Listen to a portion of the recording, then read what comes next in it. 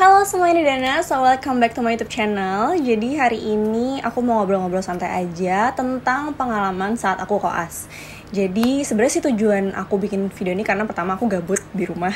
Yang kedua, aku pingin memberikan kalian gambaran apa sih yang terjadi pada saat koas gitu. Karena sebelum aku koas sih banyak banget ya kayak berita simpang siur kayak ntar pas koas ada ini loh, ntar pas koas ada itu loh. Terus ujung-ujungnya tuh aku jadi panik sendiri gitu. Jadi dengan adanya video ini aku berharap kalian bisa lebih membuka pikiran kalian karena ini benar-benar pengalaman yang aku lalui. Kalau misalnya kamu bukan calon dokter ya nggak apa-apa juga kalau menonton video ini karena ya aku di sini cuma mau cerita-cerita aja sih. Padahal di keluarga aku tuh ada dokter ya, tapi tante aku tuh nggak pernah namanya cerita tentang kuliah kedokteran dia dan aku juga nggak mau nanya sih. Cuman pas aku masuk ke dunia koas tuh aku bener-bener marah sama dia. Aku bilang kayak, kenapa nggak ngomong sih kalau kayak gini, tau gitu gue waktu itu nggak masuk kuliah kedokteran. Cuma waktu itu dia bilang sih ya yang penting kan dananya senang, kalau misalnya dana senang pasti semua bisa terlewati dengan baik. Oke, jadi kalau misalnya kalian penasaran aku langsung ke topik utamanya. Oke, jadi yang paling pertama yang paling sering aku denger adalah koas adalah keset. Maksudnya apa sih di sini? Jadi maksudnya itu adalah mahasiswa kedokteran yang baru banget lulus dari kuliah kedokteran, stratanya tuh udah di paling bawah di rumah sakit. Itu bener adanya. Karena ya kita nggak ada pengalaman apa-apa, kita cuma berbekal ilmu yang kalau nempel ya. Ucuk-ucuk masuk ke rumah sakit yang orang-orangnya sudah jauh lebih berpengalaman dan sudah bertahun-tahun ada di rumah sakit tersebut. Ya wajar aja kalau misalnya kita disebut keset atau istilahnya debu. Dulu pas aku masih ngampus, aku tuh sering banget denger kalau koas tuh seringnya disuruh-suruh. Dan kenyataannya ya bener aja gitu. Jujur aku sering disuruh-suruh memang. Ya ibarat kata nih ya, buang kotoran manusia lah, atau mungkin buang urin, atau istilah kencing. Ya sering gitu. Cuman ya itu namanya pengalaman. Kalau aku sih selama ini ngejalaninnya sebenarnya happy-happy aja ya. Maksudnya karena kan ya dibawa enjoy aja. Kalau misalnya kita yang stres, itu selama 2 tahun tuh ya udah lo bisa gila gitu kalau misalnya dari kitanya juga nggak ikhlas.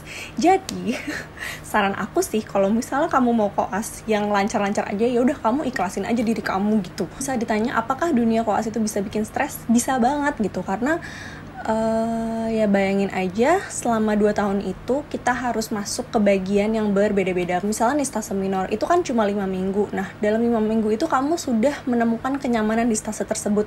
Tiba-tiba di minggu ke-6 kamu udah harus ganti lagi di stase lain dan teman-temannya ganti pula. Jadi itu yang sebenarnya bikin kita stres karena kita harus adaptasi secara cepat, kita harus belajar cepat, dan kita juga harus cepat kompak sama teman kelompok yang mungkin bahkan pas di dunia kuliah kita tuh nggak pernah hubungan sama dia, tapi pada saat itu kita harus kompak gitu sama dia. Jadi mungkin itu yang sebenarnya bikin stres. Sama perlakuan dari perawat-perawat atau konsulen terhadap kita, yang mungkin ada bicara kencang atau mungkin bisa sampai ngelempar-lempar barang, itu bisa banget terjadi. Cuman balik lagi, kalau misalnya aku tipikal orang yang ya udah kalau misalnya sudah terjadi di hari itu, keesokan harinya aku udah harus lupain. Jadi di hari selanjutnya mental aku tuh udah siap untuk menghadapi hari tersebut, seperti itu. Aku banyak banget sih sebenarnya pengalaman yang aku gak bisa lupain gitu ya, karena mungkin ini yang baru pertama kali terjadi di aku. Dari stase pertama aku dulu deh, itu adalah stase THT. Sebenarnya dia minor sih, cuman ya namanya juga stase pertama kan pasti jadi berkesan gitu ya. Jadi waktu itu pengalaman aku di stase THT, aku dapet pasien, dia keluhannya itu kurang mendengar. Jadi tuh keluhannya dia itu udah dari 2 tahun yang lalu, tapi dia diemin aja, cuman makin lama makin kesini makin memberat gitu. Nah akhirnya waktu itu konsulenku periksa, terus tiba-tiba dia serius banget nih dokternya. Terus konsulen aku bilang, Pak, ini udah harus dikeluarin nih, ada kotoran kupingnya gede banget gitu kan. Terus tuh konsulen aku bilang, Dana, udah sini kamu berdiri di samping saya. Udah tuh akhirnya gue berdiri kan tuh di samping dokter gue. Terus abis itu gue disuruh megangin tisu. Aku inget banget, aku cuma berdiri mematung kayak gini. Ngerti gak sih stase pertama, kayak lo gak ngerti apa-apa, terus lo disuruh megangin tisu, ya kan gue gak tahu ya itu udah harus ngapain. Terus tiba-tiba konsulen aku tuh ngeluarin ekstraktor serumen atau alat pengeluar untuk conge.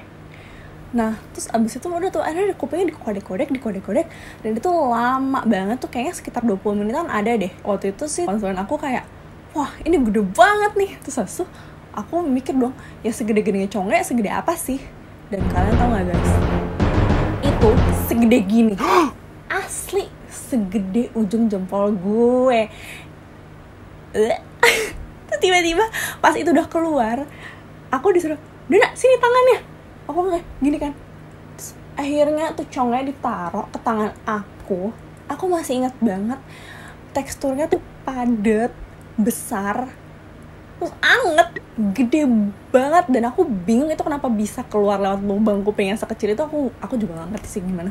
Saking gedenya aku sampai nanya sama pasiennya, "Pak, ini kenapa bisa gede banget?" Terus ternyata penyebabnya adalah dia tuh setiap hari selalu menggunakan earphone, dan itu earphone gak pernah diganti, dan dia gak pernah keluar kuping. Jadilah congnya segede gitu. Yang membuat aku masih terngiang-ngiang juga, waktu itu aku di stasi jiwa. Aku waktu itu kena omel sama pasien. Kenapa? Mari kita lanjutkan ceritanya.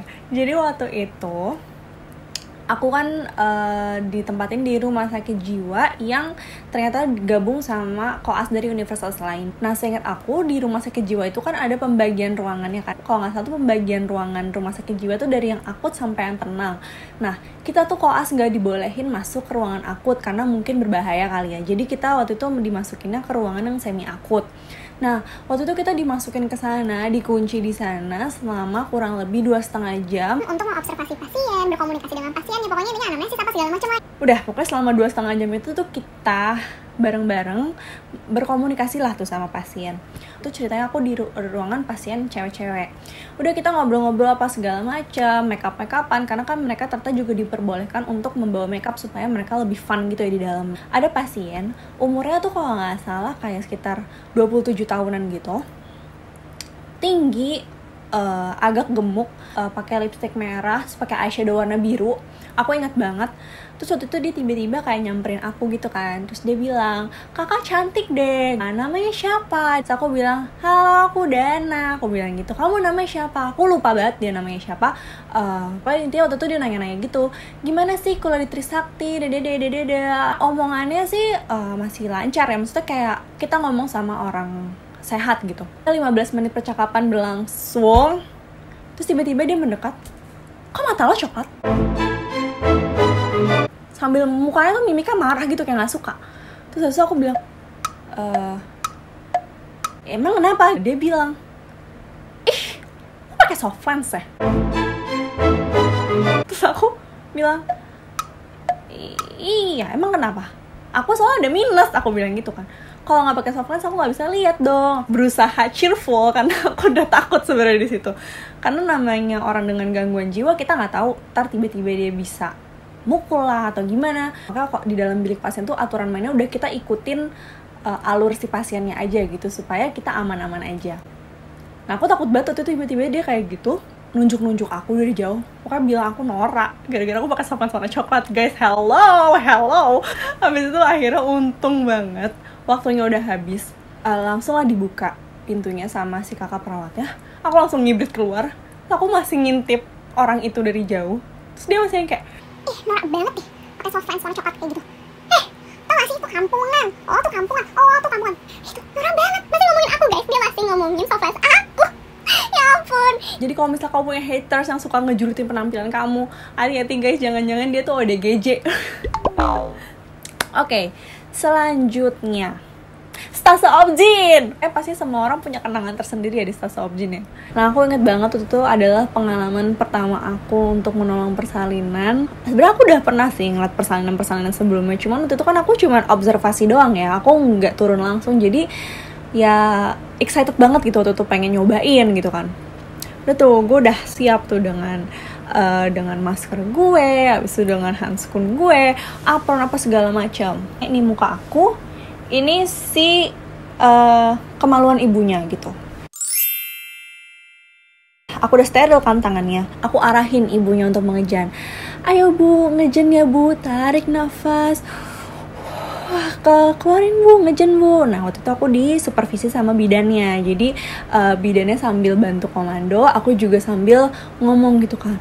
Itu udah gue perhatiin tuh kemaluannya kan ya. Jadi pas ibunya ngejan ini, itu tuh yang keluar guys, bukan kepala, tapi dari lubang anus alias pupnya. Itu bener-bener gue ngeliatnya kayak Astagfirullahaladzim, aku baru pertama kali ngeliat pup fresh dari lubang anus tuh gimana sih rasanya. Kayak orang boker depan lo, tapi lo ngeliat secara langsung gitu prosesnya. Kenapa aku kaget? Karena sebelumnya tuh nggak ada yang ngasih tahu aku, guys. Bidan-bidan tuh nggak ada yang ngasih tahu kalau misalnya, Dana, ntar jangan kaget ya kalau misalnya tiba-tiba pupnya keluar atau gimana. Kalau misalnya dikasih tahu kan aku bisa lebih waspada gitu dari awal, ya nggak sih? Jadi itu aku bener-bener seminggu kayaknya aku makannya nggak nafsu deh karena aku ngeliat si pup itu. Gitu. Kalau misalnya di IPD, aku yang paling gak bisa aku lupain itu adalah dari penyakit dalam itu kan kita jaganya di bangsal dan di IGD. Nah di IGD itu aku nerima pasien kakek-kakek udah tua. Aku ingat banget badannya kurus sekali dan waktu itu aku lupa sih dia sakitnya apa gitu. Nah tapi waktu itu di IGD tuh aku yang anamnesis dia dari awal. Jadi aku anamnesis, pemeriksaan fisik, sampai akhirnya aku masangin infus ke tangannya dia. Ini aku berinteraksi banyak lah sama si bapak itu gitu. Beberapa hari kemudian ternyata beliau masih dirawat di rumah sakit itu. Terus yang bikin aku merinding adalah jadi pada hari itu bukan giliran aku yang jaga, cuma teman aku jaga. Tiba-tiba grup rame, terus dibilangnya itu ada pasien bunuh diri di rumah sakit. Jadi pasiennya manjat dari pagar dan dia terjun ke bawah dan meninggal.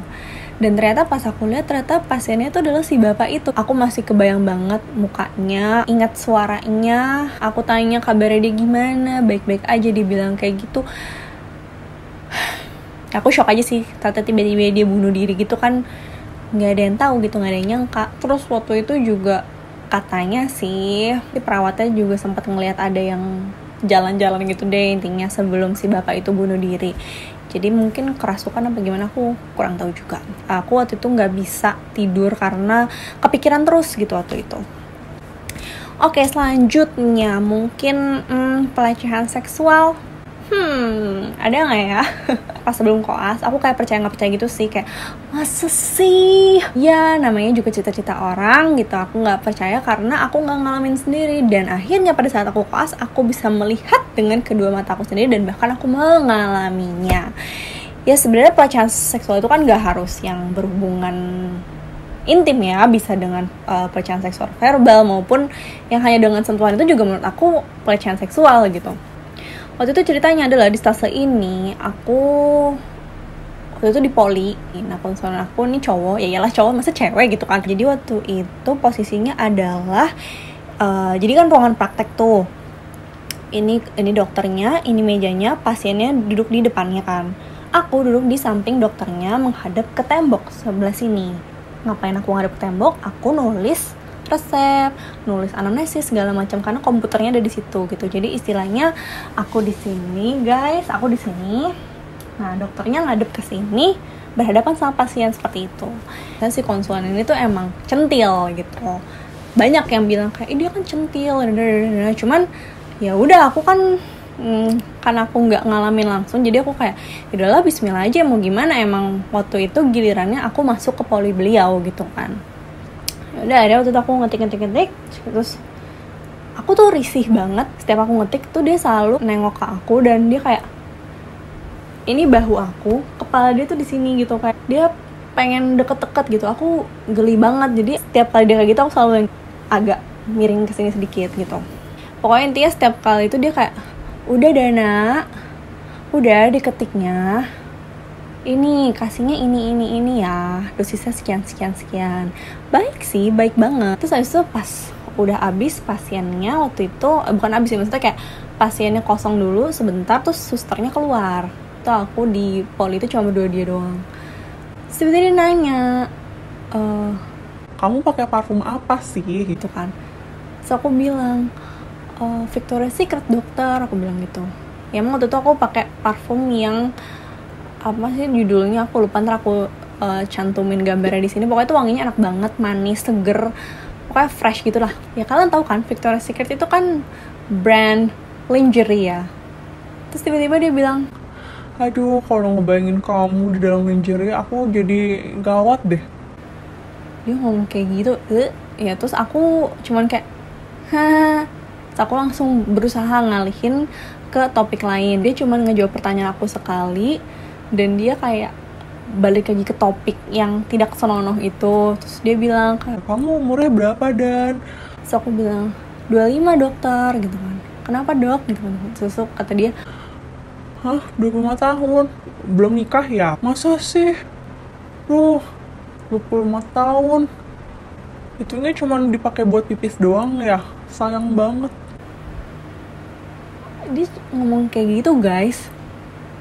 Lo pikir gak sih kayak lo tuh guru gue loh, lo ngomong kayak gitu tuh gak pantas gitu. Setiap kali kosong tuh pasti dia selalu nanya gitu, kayak kamu beli di mana parfumnya, kok enak banget. Terus dia gini, itu jijik banget. Terus aku langsung kayak, dok udah deh kalau kayak gini saya mau keluar aja gitu. Terus pas aku udah kayak mau kayak pergi gitu, sebenarnya dia giniin tangan aku. Itu aku mau nangis, kayak aku takut. Ya udah, terus habis itu pokoknya pasien keluar masuk, suster keluar masuk, udah pokoknya intinya setiap kali kosong dia selalu nanya kayak gitu. Pas udah sepi lagi dia bilang kayak, kamu sih pakai parfum kayak gitu kan ini jadi bangun. Men. Akhirnya gue ngomong sama teman gue bilang kayak, please gue jangan sampai masuk ke pollingnya dia, gue udah jijik banget sama dia. Padahal anaknya 3 guys. Anaknya 3, istrinya cantik, istrinya dokter juga. Tuh guys, makanya kalau misalnya kalian punya pacar dokter, jangan pikir dokter tuh malaikat ya. Karena dokter tuh juga manusia biasa ya, bisa aja gitu kayak gitu. Kalian juga harus pintar-pintar membawa diri. Jangan sampai kayak mau-mauan aja, ada konsulen ngedeketin, mau aja gitu. Padahal dia udah punya anak, udah punya istri, kan kasihan keluarganya, gak sih guys? Jadi ya kita sebagai cewek harus punya harga diri lah. Oke, apalagi ya, aku kayak ngomong udah banyak banget ya, aku capek. Jadi kalau misal kalian nonton video ini, kalian jangan malah jadi takut, jadi resah untuk ke koas. Pokoknya tetap semangat, dan ya mohon maaf kalau ada salah-salah kata, dan sampai ketemu lagi nanti di video selanjutnya. Dah.